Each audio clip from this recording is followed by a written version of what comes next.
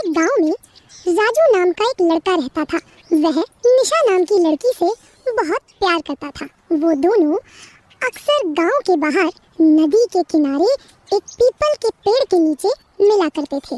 उस पेड़ पर एक चुड़ैल का साया था। वो चुड़ैल अक्सर वहां से गुजरने वालों को परेशान किया करती थी। एक दिन राजू और निशा उसी पेड़ के नीचे बात कर रहे होते हैं। तभी निशा, आज तो तुम बहुत ही कमाल लग रही हो। कमाल वमाल छोड़ो, मेरी माँ बार बार शादी के लिए बोल रही है। तुम शादी की बात करने के लिए घर कब आ रहे हो? शादी? लेकिन तुमने तो कहा था कि शादी अगले साल करनी है, अब इतनी जल्दी क्यों? घर वालों के पास मेरे लिए और कई अच्छे रिश्ते आ रहे हैं। तुम आओगे या नहीं? अरे तुम नाराज क्यों होती हो? तुम्हें वैसे भी मेरे अलावा कौन झेल सकता है। मैं आज ही अपनी माँ से बात करता हूँ। क्या क्या कहा तुमने? अरे नहीं नहीं, कुछ नहीं, चलो अब घर चलते हैं। ये सब बातें पीपल पर बैठी चुड़ैल सुन रही होती है। ये लड़का दिखने में बहुत ही अच्छा है, इससे तो सिर्फ मैं ही शादी करूंगी। अगर मैं ही इससे शादी कर लूं तो मजा आ जाएगा। वो चुड़ैल उन दोनों का पीछा करने लगती है और निशा के घर पहुंच जाती है। जैसे ही निशा घर पहुंचती है, उसकी माँ उसे गुस्सा करने लगती है। निशा, ये क्या? तू फिर से देर से आई है। कहाँ जाती हो, कहाँ से आती हो, कुछ पता नहीं चलता। शादी करनी है या नहीं? सब रिश्तेदार रोज रोज मुझसे पूछते रहते हैं, मैं क्या जवाब दूं उनको? अरे भगवान, क्यों कोस रही हो मेरी बेटी को? शादी करके भी कौन से झंडे गाड़ने हैं?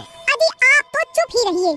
अरे चुप ही तो हूँ, जब से तुमसे शादी हुई है। निशा कमरे में चली जाती है। उनकी सब बातें चुड़ैल घर के बाहर खड़ी होकर सुन रही होती है। अरे वाह, अच्छा ही हुआ, ये दोनों आपस में लड़ मर रहे हैं। अब इनकी बेटी को उठा के अपने जंगल ले जाती हूँ और बांध देती हूँ। कल तो मेरा राजा शादी की बात करने आएगा ही। फिर जब निशा सो जाती है तो चुड़ैल उसे उठाकर जंगल में ले जाती है और उसे उसी पेड़ से कैद कर देती है जिसमें वो चुड़ैल रहती थी। अरे नहीं, मुझे यहाँ क्यों कैद कर दिया? कोई बचाओ मुझे, बचाओ।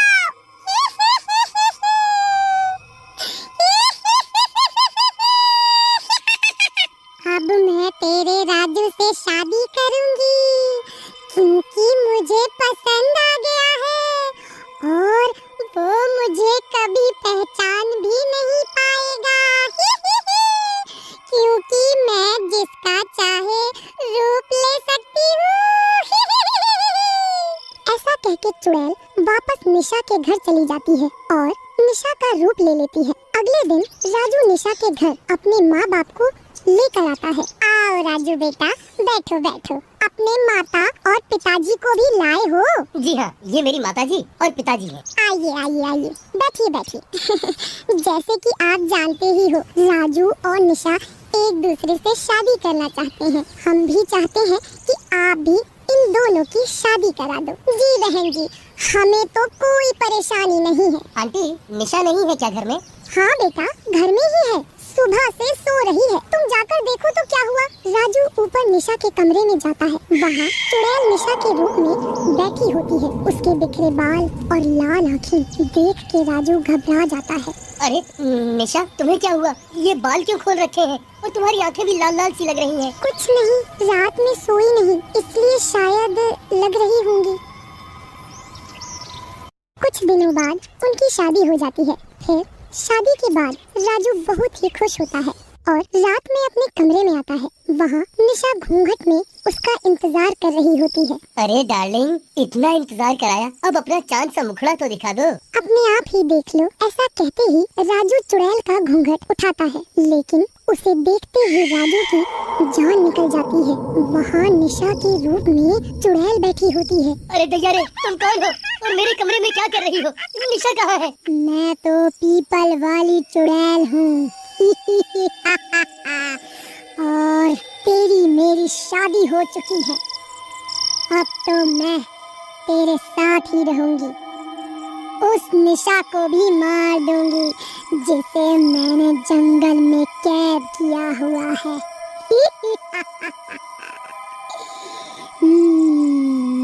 अरे मर गया, अरे भागो रे, ये तो चुड़ैल निकली, ये तो भूतिया चांदी निकली। भाग राजू भाग। राजू डर के मारे वहाँ से भागता है और सारी बात अपने माँ बाप को बताता है। तभी शोर शराबा सुनकर बाकी गांव वाले भी वहाँ जमा हो जाते हैं। राजू उन्हें भी सारी बात बताता है। तभी वहाँ चुड़ैल आ जाती है। अच्छा, तो राजू के बच्चे, तूने यहाँ पे गांव जमा कर लिया है, ये बचाएंगे तुझे। इन सब की मौत इन्हें यहाँ खींच कर लाई है। ये मरेंगे सब के सब, या तो तू मेरे साथ चल।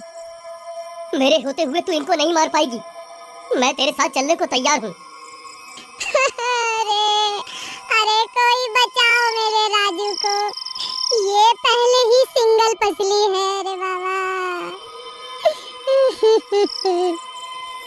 कोई बचाओ मेरे बच्चे को। ऊपर से चुड़ैल पीछे पड़ गई, छोड़ दे मेरे बेटे को, छोड़ दे री।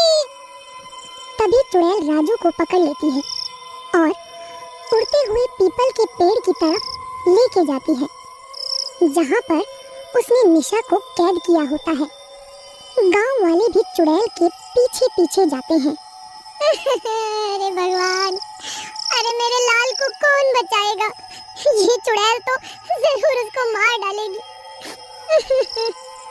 तभी एक गांव वाला बोलता है, अरे ऐसा कैसे मार डालेगी? राजू ने हमारी जान बचाने के लिए अपनी जान का खतरा मोल लिया है, हम भी उसकी जान बचाएंगे। अरे भैया, ये सब हीरोगिरी छोड़ो, कोई योजना है तुम्हारे पास? चुड़ैल है वो, गली का गुंडा नहीं। सुना है कि चुड़ैल आग से डरती है, तो क्यों ना उस पेड़ को ही आग लगा दे जिसमें वो चुड़ैल रहती है। चलो भैया, ये भी करके देखते हैं। फिर सभी लोग वहीं इकट्ठे हो जाते हैं जहाँ चुड़ैल ने निशा और राजू को कैद कर रखा होता है। गांव वालों को देखकर चुड़ैल उनकी तरफ भागती है, जिसे देख गांव वाले काफी डर जाते हैं। अरे रे, ससुरी, ये तो हमारी तरफ आ रही है। ये भाई, आग क्या हमारे मरने के बाद लगाओगे? अरे भाई, माफी, गलती से मिस्टेक हो गया, लगाता हूँ। ऐसा कहकर वो पीपल के पेड़ में आग लगा देता है। पीपल के पेड़ के साथ साथ चुड़ैल भी जलने लग जाती है। अरे तूने ये क्या किया? अरे गांव वाले, तेरा सत्यानाश हो जाए। ये तूने क्या किया? अरे मर गई रे, अरे अरे मर गई। फिर राजू और निशा आजाद हो जाते हैं।